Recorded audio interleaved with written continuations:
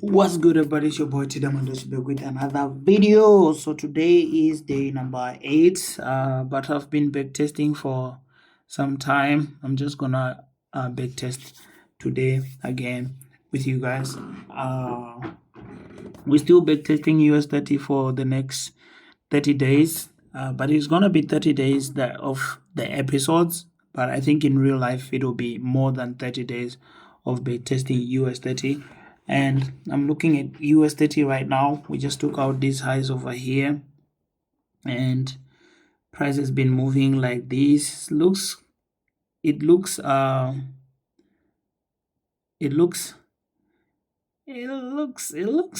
very choppy, so to speak.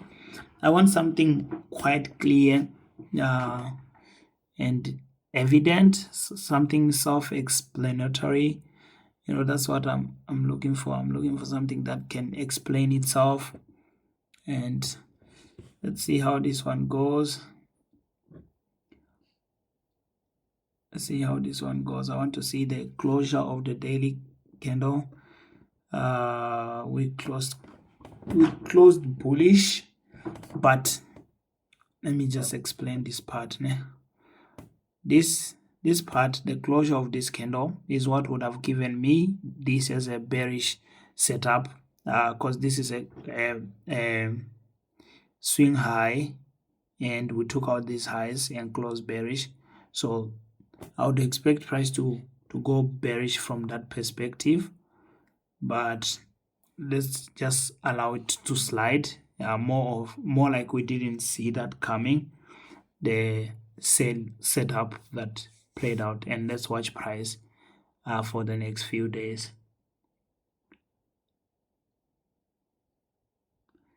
Let's keep watching.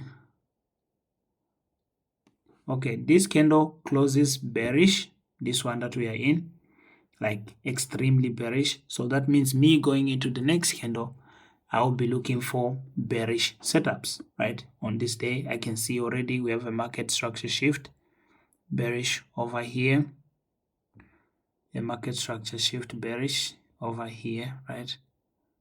Let's do like this. That's a market structure shift bearish, and we've got all these fair value gaps that were created in here and stuff. So I'm gonna mark the upper fair value gap, all those areas.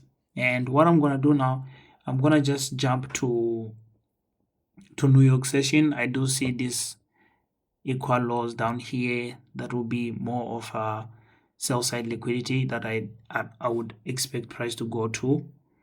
In this scenario, I don't expect price to come above this because we've got market structure shift bearish in here. So if price is to go up, I would want to see it end in these areas here. So let me go to New York session like that. I would love to see price ending in those areas, and then we can start giving signals for short opportunities. I want to see how this 2 o'clock candle closes. This is a 2 o'clock, and that's a 3 p.m. candle.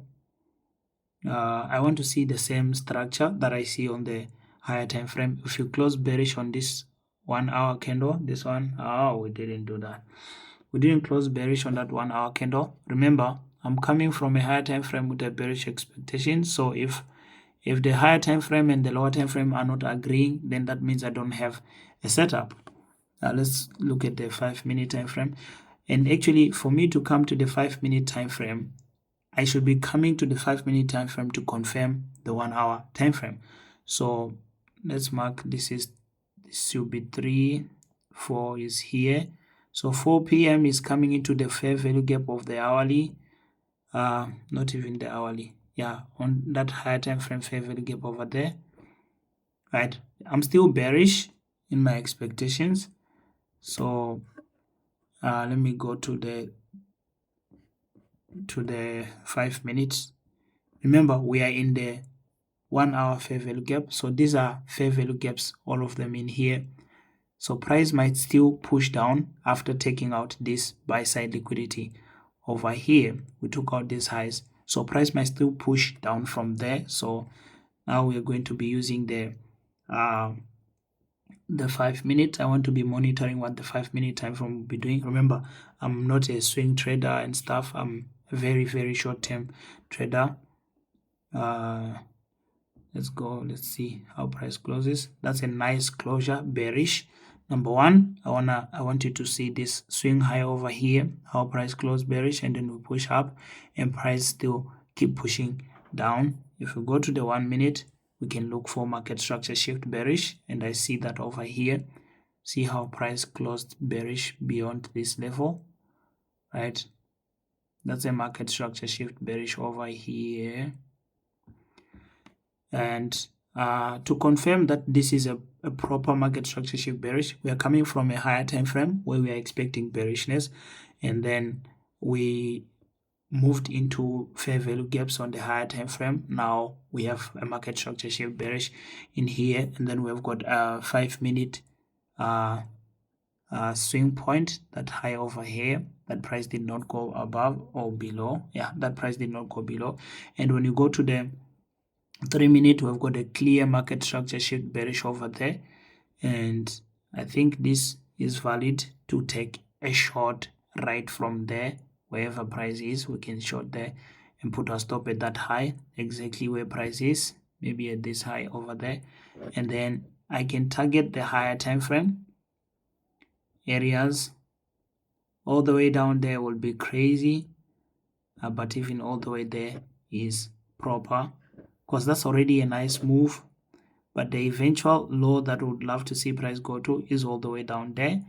But I wouldn't be realistic if I am to set that one over there. Since this is a very short term setup, I'm gonna target that area over there, and let's set up the trade. And I want to be risking 10. Let's see how this one goes. Let's do quick place, and let's replay this and see how this goes. That was almost hit on a stop loss, almost got hit on a stop loss. Now we are in profit. I want to study this with you guys. This is the 3 minute time frame. Let me go to the 5 minute. I want you to see how we did not take out that high, but we almost took it out, and I would probably be taken out of the trade. So putting a stop exactly at that high would have not been a proper one, but putting it a little bit lower would be more proper. So I want to mark areas that I expect price to do some reaction, like this fair value gap in here. That can be a TP area, and let's keep watching what price wants to do. Hopefully we keep going down. Another market structure shift bearish. That fair value gap, I want to see it hold price. What do I mean? This fair value gap, this one here, this gap in here, I want to see it hold price down. And then with this, I can then shift my stop loss to somewhere above this high. I don't know why I can't really shift my stop losses to an area that I want it to be in, but it's fine. Let's just keep watching what price is doing. This fair value gap in here, I expect price to do something there. That fair value gap where price is, I expect it to hold price down. This fair value gap as well, I expect it to hold price down. So these are areas where if you are to be scaling, I think you can scale into a trade in areas like that.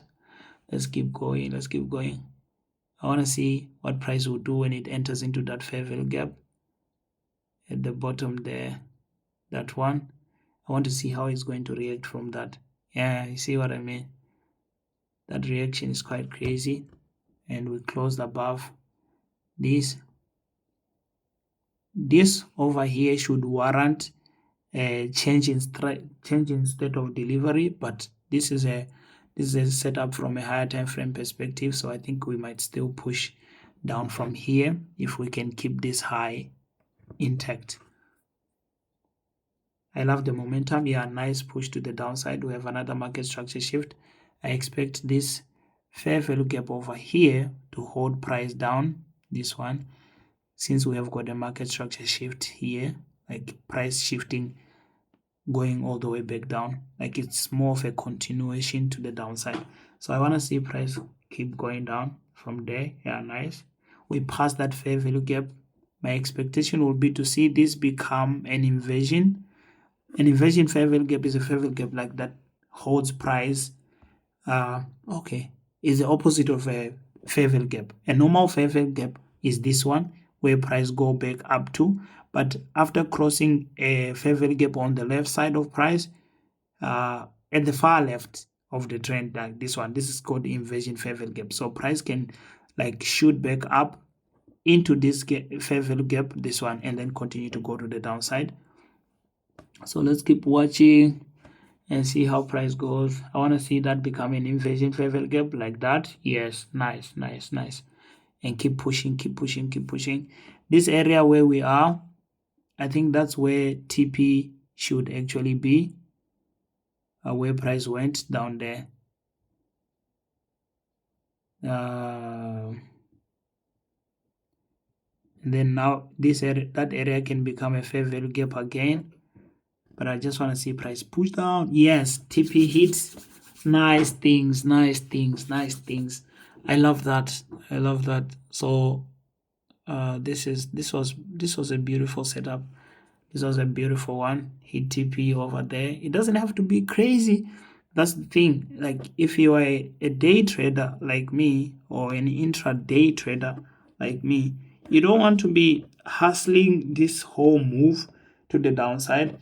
Even though it's possible for price to come all the way down here, but I don't have to be holding my trades up until down. I can just take this trade that I took here. As long as it's in alignment, remember this whole thing is coming from a higher time frame perspective. It's coming from all the way here, the higher time frame. So price is still wanting to go all the way down to take out this low. But do I have to wait for price to do that? Not really. This is for swing traders, long-term traders. That's their thing. They can do that. You can see the momentum in these candles to the downside is still quite proper. Everything is still quite proper. But for me, that was enough. I don't need everything else. I can see the 30 minutes time frame. It created a nice close of candles, and these ones, and it's beautiful. I think I might want to use 30 minutes, 5 minutes, 1 minute in the future, but I don't need to change anything. This was a proper setup. We came into these fair value gaps in here and then pushed price all the way back down, and my market structure shift was based on the 3 minute and the 5 minute and the 1 minute. So this was a nice market structure shift, bearish in here, this one, and price pushed up, and then we eventually created another swing high over here, close bearish. This one looks very nice. I like how that one looks, and I think I should take a screenshot of this one. This one looks way better than this one over here. This one looks way better, and then it's what really pushed price down. And we've got entry points such as this one over here. After this market structure shift bearish, we've got another entry point over there, and price eventually pushed all the way down to our TP, which is quite beautiful. I love this. So that'll be it for this video, guys. We'll be dropping another episode tomorrow of backtesting US30. At first, my win rate was like 37. On the last episode, it was 37. My win rate was 37. Hopefully, by the end of the 30 days, I have a solid win rate. A solid win rate, I want anything above 50%. 60%, 70%. Yeah, 50%, 70%, 60%. My win rate should be something like that. And I know any strategy that has got a 50-50 win rate is a good one, because not even 50-50, a 60-40 win rate is a good one, because when it comes to risk to reward ratio, right, every time you lose one trade of a win should be able to cover the loss and give you a bit of a profit. Let's say I lose $100. Every time I make, if I risk $100 to make $200, if I lose $100, I will cover it, and then I'll make a profit of $100 with one win. So the goal is to have a proper win rate. A proper risk to reward ratio, and also a strategy that has got a good win rate. If it can win 50% of the time, if it can win 60% of the time, I think that's a good strategy. So I love this one. See you guys in the next video. If you're new, please make sure you hit that subscribe, make sure you like, make sure you comment. Dango!